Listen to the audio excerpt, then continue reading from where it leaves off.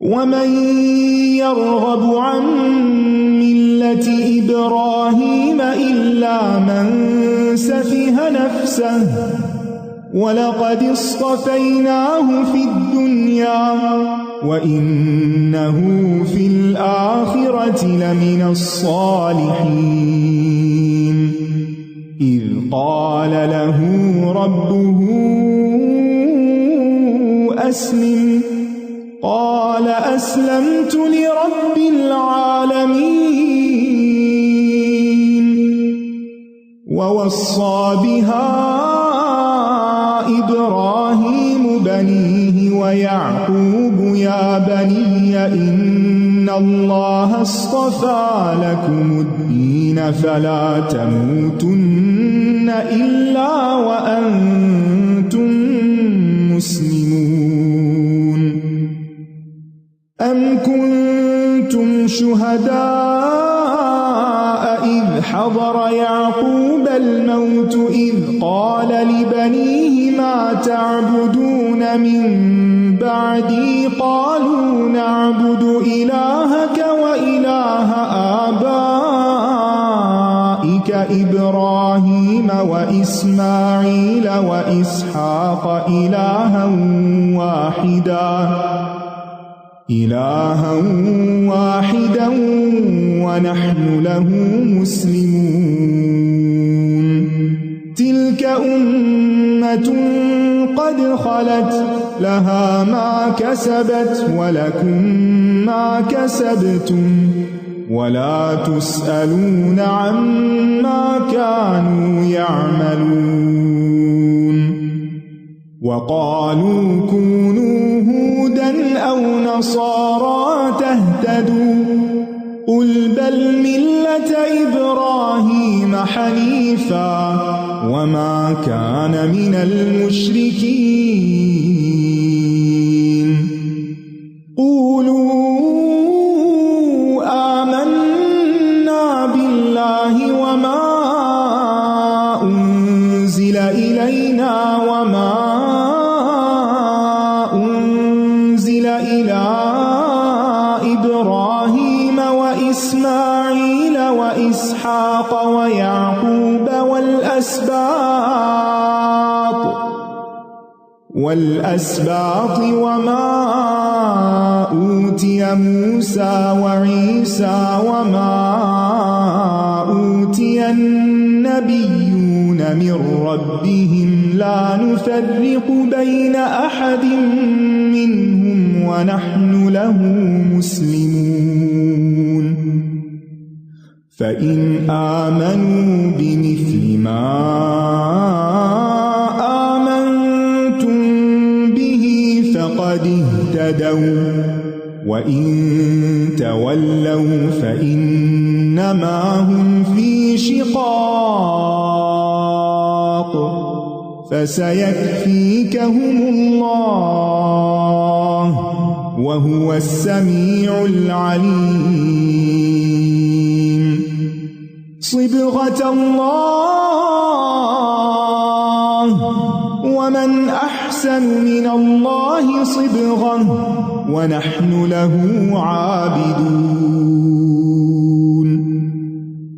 قل أتحاجوننا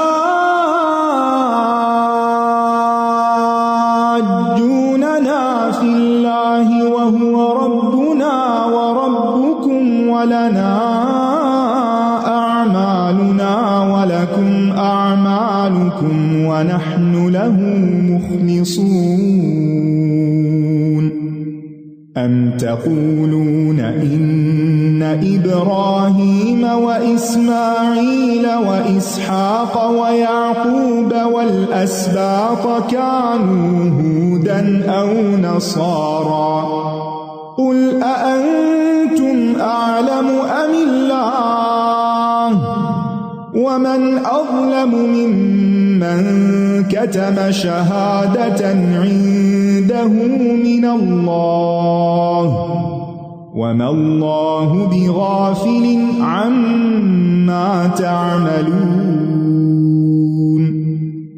تلك أمة قد خلت لها ما كسبت ولكم ما كسبتم ولا تسألون عما كانوا يعملون۔ اور کون ہے جو ابراہیم کے طریقے سے بے رغبتی کرے، اس سے منہ موڑ جائے، سوائے اس کے جس نے خود کو حماقت میں مبتلا کر لیا ہو۔ اصل احمق وہ ہیں جو اس طریقے کو چھوڑنے والے ہیں، اس طریقے کو اختیار کرنے والے سفہا نہیں ہیں، احمق نہیں ہیں۔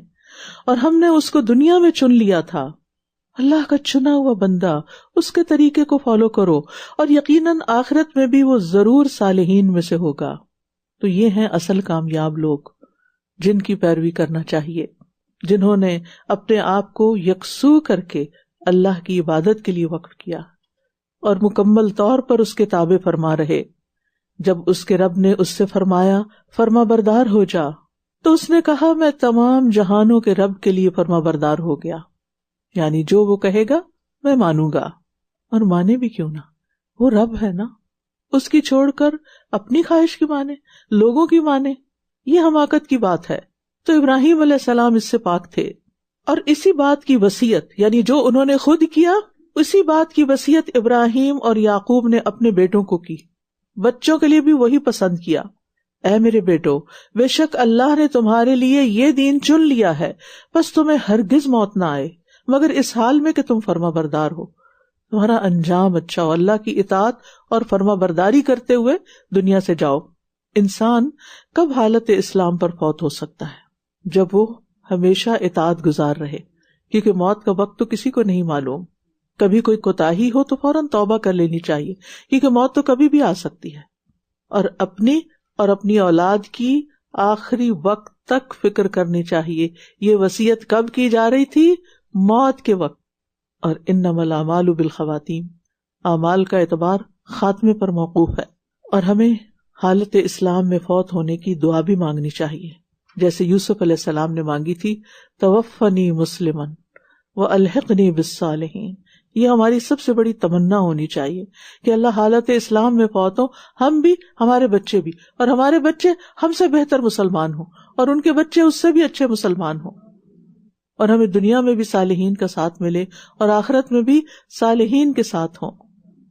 یاد رکھیے اللہ سبحانہ وتعالیٰ آخری وقت میں اسی چیز کی توفیق دیتا ہے جس کی انسان زندگی بھر کوشش کرتا رہتا ہے، جو اس کی اصل خواہش اور تمنا ہوتی، جو اس کے اندر کی بات ہوتی، جو اس کے دل کی بات ہوتی ہے۔ کیا تم اس وقت موجود تھے جب یعقوب کی موت کا وقت آیا، جب اس نے اپنے بیٹوں سے پوچھا تم میرے بعد کس کی عبادت کرو گے؟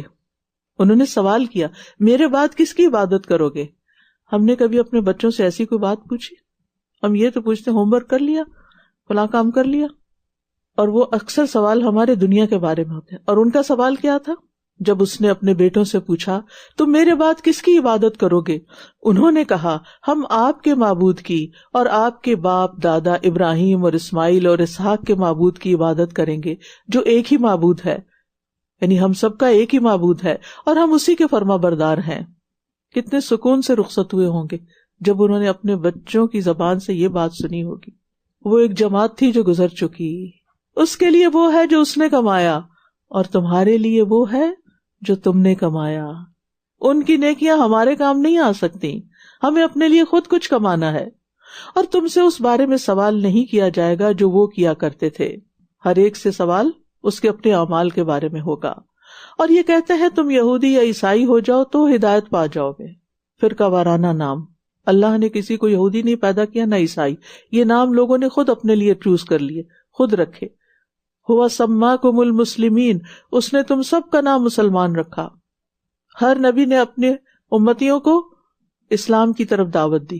اسلام ہی ہے جو آدم علیہ السلام سے لے کر اب تک سب کا دین رہا ہے، لیکن لوگوں نے اپنے اپنے الگ نام رکھ لیے، ڈیویشن کر لی، اور یہ کہتے ہیں تم یہودی یا عیسائی ہو جاؤ تو ہدایت پا جاؤ گے۔ کہہ دیجئے بلکہ ابراہیم کا دین جو یکسو تھا اور مشرکوں میں سے نہ تھا۔ تم سب کہو ہم اللہ پر ایمان لائے اور اس پر جو ہماری طرف نازل کیا گیا، اور اس پر بھی جو ابراہیم اور اسماعیل اور اسحاق اور یعقوب اور اس کی اولاد کی طرف نازل کیا گیا۔ یعنی ان سب کی طرف بھی اللہ تعالیٰ کی طرف سے ہدایات آئی تھیں. اور جو موسیٰ اور عیسیٰ کو دیا گیا اور جو تمام انبیاء کو ان کے رب کی طرف سے دیا گیا، ہم ان میں سے کسی ایک کے درمیان کچھ بھی فرق نہیں کرتے اور ہم اسی کے فرما بردار ہیں. یعنی یہ سب اللہ کے نبی تھے، ہم ان کو نبی مانتے ہیں، رسول مانتے ہیں. پھر اگر یہ بھی اسی طرح ایمان لے آئیں جیسے تم ایمان لائے ہو تو یقیناً یہ ہدایت پا گئے، اور اگر یہ منہ پھیر لیں تو بے شک یہ مخالفت پر تل گئے ہیں. بس ان قریب ان کے مقابلے میں اللہ آپ کو کافی ہو جائے گا. آپ ان کی مخالفت کی پرواہ نہ کریں. ایمان کا معیار تو انبیاء کے ایمان والا ہے، صحابہ کے ایمان والا ہے. اس ایمان پر کبھی بھی کمپرومائز نہیں کرنا چاہیے، اور اگر کوئی مخالفت کرے تو معاملہ اللہ کے حوالے کر دینا چاہیے.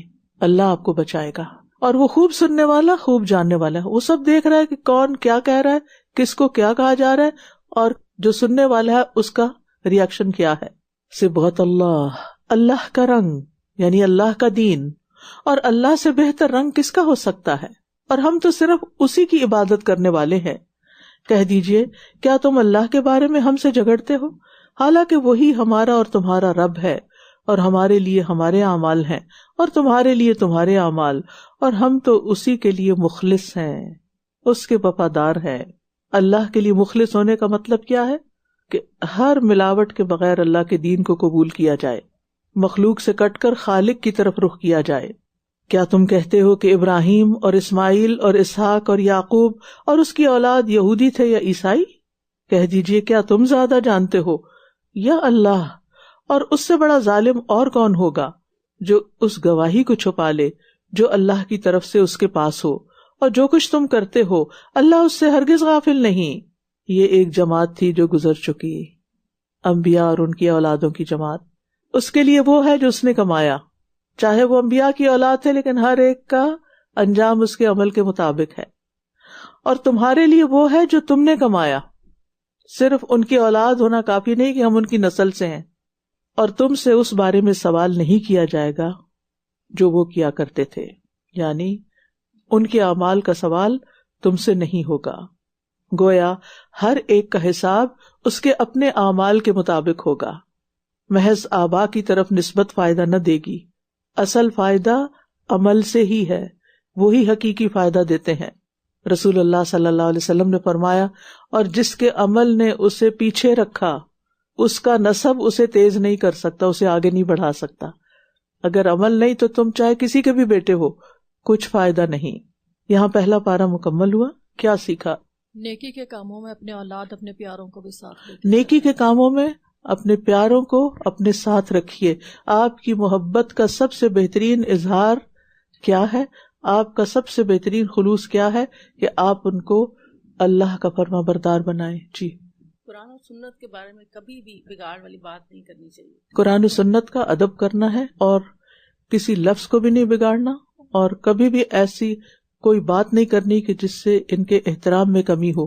آیت نمبر 110 سے میں نے یہ سیکھا کہ لوگوں کی طرف سے نقصان کی فکر نہ کریں، بلکہ محتاط طریقے سے اپنا کام کرتے رہیں اور اپنا تعلق رب کے ساتھ مضبوط کریں، نماز کے ذریعے اور عمل کے ذریعے. جزاکم اللہ خیرن. کیونکہ رب ہی بڑا ہے نا، ساری طاقت، اختیار، قدرت اس کے پاس ہے. لوگوں کے پاس کیا ہے؟ ان سے کیوں ڈرتے ہیں؟ وہ کیا کر لیں گے؟ زیادہ سے زیادہ کیا کریں گے؟ یعنی جب بھی خوف آئے لوگوں کا تو آپ اپنے آپ سے سوال کیا کریں، اگر وہ مجھ سے ناراض ہو گیا تو کیا ہوگا؟ اچھا مجھے فلاں فائدہ نہیں پہنچا تو کیا فائدہ؟ اس کے ہاتھ میں، وہ تو اللہ دیتا ہے، کوئی بات نہیں، اللہ تعالیٰ کوئی اور سبب بنا دے گا. لیکن لوگوں کے ڈر سے اللہ کی نافرمانی نہیں کرنی. اللہ کے ڈر سے لوگوں کو چھوڑا جا سکتا ہے، لیکن اللہ سبحانہ وتعالیٰ کا راستہ چھوڑ کر تو خسارہ ہی خسارہ ہے. چلیے ہم آگے چلتے ہیں. سيقول السفهاء من الناس ما ولاهم عن قبلتهم التي كانوا عليها قل لله المشرق والمغرب يهدي من يشاء إلى صراط مستقيم وَكَذَلِكَ جَعَلْنَاكُمْ أُمَّةً وَسَطًا لِتَكُونُوا شهداء على الناس ويكون الرسول عليكم شهيدا وما جعلنا القبلة التي كنت عليها إلا لنعلم من يتبع الرسول ممن ينقلب على عقبيه وإن كانت لكبيرة إلا على الذين هدى الله وما كان الله ليضيع إيمانكم إن الله بالناس لرؤوف رحيم قد نرى تقلب وجهك في السماء فلنولينك قبلة ترضاها فول وجهك شطر المسجد الحرام وحيث ما كنتم فولوا وجوهكم شطره وإن الذين أوتوا الكتاب ليعلمون أنه الحق من ربهم وما الله بغافل عما يعملون ولئن أتيت الذين أوتوا الكتاب بكل آية ما تبعوا قبلتك وما أنت بتابع قبلتهم وما بعضهم بتابع قبلة بعض ولئن اتبعت أهواءهم من بعد ما جاءك من العلم إنك إذا لمن الظالمين الذين آتيناهم الكتاب يعرفونه كما يعرفون أبناءهم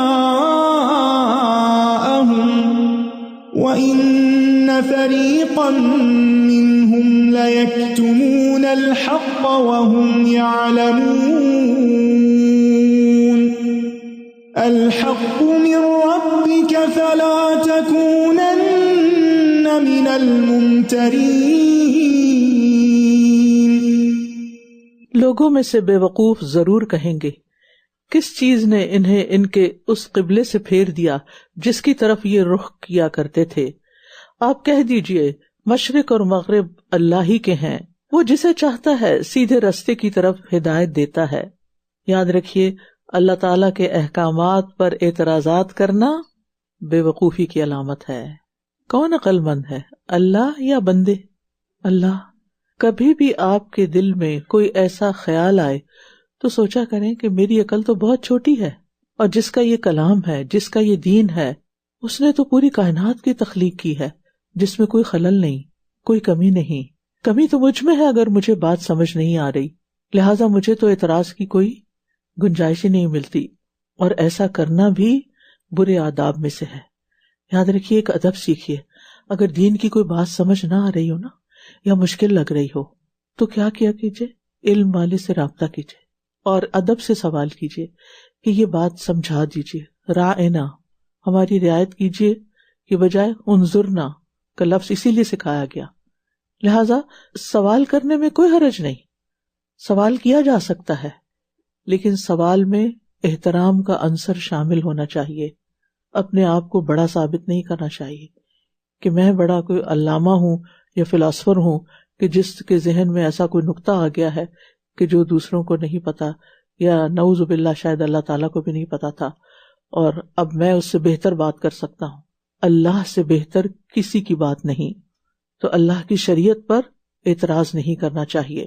پھر فرمایا اور اسی طرح ہم نے تمہیں میانہ رو امت بنایا، امت وسط، تاکہ تم لوگوں پر گواہ ہو جاؤ اور رسول تم پر گواہ ہوں. اور جس قبلے پر آپ تھے اسے ہم نے اس لیے مقرر کیا تھا تاکہ ہم معلوم کریں کہ کون اس رسول کی پیروی کرتا ہے اس کے برعکس جو اپنی ایڑیوں کے بل پھر جاتا ہے. اور بے شک یہ تبدیلی بہت بھاری تھی مگر ان لوگوں پر نہیں جنہیں اللہ نے ہدایت بخشی، اور اللہ ایسا نہیں کہ تمہارا ایمان ضائع کر دے. بے شک اللہ تو لوگوں پر بہت شفقت کرنے والا، نہایت رحم کرنے والا ہے. یہاں مسلمانوں کو افضل اور بہترین امت بنانے کی بات کی گئی ہے اور اس کا سبب بھی بتایا گیا ہے. کذالک جعلناکم امۃ وسطا لتکونوا شہداء علی الناس، تاکہ تم لوگوں کے لیے رہنمائی کا کام کرو، لوگوں کو نیکی کا حکم دو، برائی سے روکو، اللہ کی طرف بلاؤ. اور پھر آپ دیکھیے کہ اس آیت سے یہ بھی پتہ چل رہا ہے کہ جب انسان کے دل میں شک ہوتا ہے، نفاق ہوتا ہے، تو پھر اسے اللہ کی بات پر اعتراض ہوتا ہے اور اسے بدگمانیاں ہوتی ہیں، ورنہ اس کو ایمان لانے میں، ماننے میں کوئی اور چیز رکاوٹ نہیں ہوتی. اور پھر شریعت کے احکامات پر راضی ہونا، انہیں تسلیم کر لینا، یہ ہدایت یافتہ ہونے کی علامت ہے. وَإِن كَانَتْ لَكَبِيرَةً إِلَّا عَلَى الَّذِينَ هَدَى اللَّهُ، یہ تبدیلی بہت بھاری تھی مگر ان لوگوں پر نہیں جنہیں اللہ نے ہدایت بخشی. یہ انسان کے ہدایت یافتہ ہونے کی علامت ہے. کیا؟ کہ اللہ کے حکم کے مطابق خود کو تبدیل کر لینا، یعنی قرآن پڑھتے ہوئے ساتھ ساتھ اپنے آپ کو تبدیل کرتے جانا. لیکن تبدیلی کس کے لیے بھاری ہوتی ہے؟ جس کے اندر ایمان نہیں ہوتا، جس کو یقین نہیں ہوتا، جس کے اندر کوئی شک ہوتا ہے، جس کے اندر کوئی نفاق ہوتا ہے. عمومی طور پر بھی آپ دیکھیں کہ تبدیلی انسان پہ بھاری ہوتی ہے، لیکن وہ کب تبدیلی کو ایکسپٹ کر لیتا ہے؟ جب وہ اسے اپنے فائدے کا سمجھتا ہے. تو جو یہ سمجھتا ہے کہ اللہ کے ہر حکم میں میرا فائدہ ہے، تو پھر وہ قرآن کو تبدیل نہیں کرتا، اللہ کے حکم کو تبدیل نہیں کرتا، بلکہ خود اس کے مطابق ڈھل جاتا ہے. اور وہ اس معاملے میں کسی ملامت گر کی ملامت کی پرواہ بھی نہیں کرتا. اس کو یہ خوف ہی نہیں رہتا کہ لوگ کیا کہیں گے. وہ سوچتا ہے کہ اگر میرے رب کو پسند ہے تو مجھے بھی پسند ہے، کیونکہ میں رب کا فرما بردار ہوں. بلا من اسلم وجہہ للہ، یہی معنی ہے اللہ کے لیے اپنے آپ کو حوالے کر دینے کا. اذ قال لہ ربہ اسلم قال اسلمت لرب العالمین. اور یہی طریقہ ہمارے لیے پسند کیا گیا ہے. اور اس طریقے سے کون منہ پھیرے گا؟ وَمَن يَرْغَبُ عَن مِلَّةِ إِبْرَاهِيمَ إِلَّا مَن سَفِهَ نَفْسَهُ، جو اپنے آپ کو حماقت میں مبتلا کیے ہوئے ہے، جو دھوکے کا شکار ہے، جیسے منافقین. يُخَادِعُونَ اللَّهَ وَالَّذِينَ آمَنُوا وَمَا يَخْدَعُونَ إِلَّا أَنفُسَهُم. یعنی اگر آپ حقیقت کے خلاف سوچ رہے ہیں تو نقصان کس کا ہے؟ حقیقت کو تو کچھ نہیں نقصان، وہ تو اپنی جگہ اٹل ہے. آپ کی غلط سوچ کا نقصان خود آپ ہی کو ہوگا. اگر اپنے آپ کو جھوٹی تسلیاں دے دی تو نقصان اپنا ہی ہے. دین نہیں بدلنے والا، اللہ کا حکم نہیں بدلنے والا، ہمیں بدلنا ہوگا. پھر فرمایا یقیناً ہم نے آپ کے چہرے کا بار بار آسمان کی طرف پلٹنا دیکھ لیا ہے، یعنی ہم آپ کا شوق دیکھ رہے ہیں. سو ہم ضرور آپ کو اسی قبلے کی طرف پھیر دیں گے جسے آپ پسند کرتے ہیں، یعنی مسجد حرام. تو آپ اپنا چہرہ مسجد حرام کی طرف پھیر لیں، اور تم جہاں کہیں ہو بس اسی کی طرف اپنے چہرے پھیر لو. اور بے شک جن لوگوں کو کتاب دی گئی ہے وہ خوب جانتے ہیں کہ یقیناً ان کے رب کی طرف سے یہی حق ہے، اور اللہ ان اعمال سے ہرگز غافل نہیں جو یہ کرتے ہیں. اور اگر آپ ان اہل کتاب کے پاس ہر طرح کی نشانی لے آئیں تب بھی یہ آپ کے قبلے کی پیروی نہیں کریں گے، اور نہ آپ ان کے قبلے کی پیروی کرنے والے ہیں، اور نہ ان میں سے کوئی کسی دوسرے کے قبلہ کی پیروی کرنے والا ہے. اور اگر علم آ جانے کے بعد آپ نے ان کی خواہشات کی پیروی کی تو بے شک آپ تب ظالموں میں شمار ہوں گے. یعنی نبی صلی اللہ علیہ وسلم کو بھی اجازت نہیں تھی کہ آپ ان کو خوش کرنے کے لیے ان کی باتیں مانیں. تو یاد رکھیے یہاں سے جو اہم بات پتہ چلتی ہے وہ یہ کہ باطل میں جتنی بھی مصلحتیں نظر آ رہی ہوں، حق والا انہیں پسند نہیں کر سکتا، اور خود ساختہ ادیان اور خواہشات کی پیروی کرنے والا دراصل اپنے اوپر ہی ظلم کرتا ہے. وَلَئِنِ اتَّبَعْتَ أَهْوَاءَهُمْ، کسی کی خواہشات کی پیروی نہیں کرنی. ہم عام طور پہ کہتے ہیں بچوں کی خواہش تھی لہٰذا میں نے یہ کام کر لیا، میاں کی خواہش تھی، فلاں کی خواہش تھی. آپ کب تک لوگوں کو خوش کرتے رہیں گے؟ آپ کو یہ بھی تو دیکھنا چاہیے کہ آپ کے رب کی خواہش کیا ہے، وہ آپ سے کیا چاہتا ہے. اور یہ بھی یاد رکھیے کہ قرآن و سنت میں جو بھی اضافہ کیا جائے گا وہ انسانی خواہش کی پیروی شمار ہوگا، بدعت شمار ہوگا. من بعد ما جاءک من العلم، علم آنے کے بعد اصل حقیقت کے اندر، اصل علم کے اندر اپنی طرف سے ایڈیشنز کر دینا یہ قابل قبول نہیں۔ کیا ہمارا علم اور ہماری عقل، ہماری سمجھ اللہ اور اس کے رسول سے زیادہ ہے؟ کیا اللہ نے دین کو کمپلیٹ نہیں کیا تھا؟ کیا دین مکمل نہیں کہ ہمیں اپنی طرف سے چیزیں بنانے کی ضرورت پیش آ گئی ہو؟ پھر فرمایا جن لوگوں کو ہم نے کتاب دی ہے یہ آپ کو اس طرح پہچانتے ہیں جیسے یہ اپنے بیٹوں کو پہچانتے ہیں، اور بے شک ان میں سے ایک فریق حق کو چھپاتا ہے حالانکہ یہ جانتے ہیں یہ حق آپ کے رب کی طرف سے ہے، لہٰذا آپ ہرگز شک کرنے والوں میں سے نہ ہوں۔ تو بات یہ ہے کہ حق کو پہچان کر پھر نہ ماننا بہت بڑا جرم ہوتا ہے۔ جانتے بوجھتے ہوئے حق کو چھپا دینا یہ اہل کتاب کی پیروی ہے، اللہ کے حکم کی نہیں۔